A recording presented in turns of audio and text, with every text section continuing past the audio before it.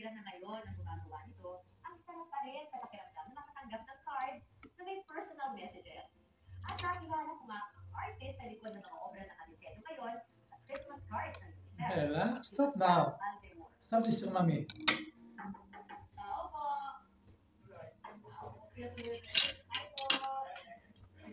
po. Tao po. Sa dami ng artworks ng batikang pintor at eskultor na si Manuel Pandemor, hindi mo naman nalaman kung bahay ba o studio niya itong aming pagkakala. So beautiful.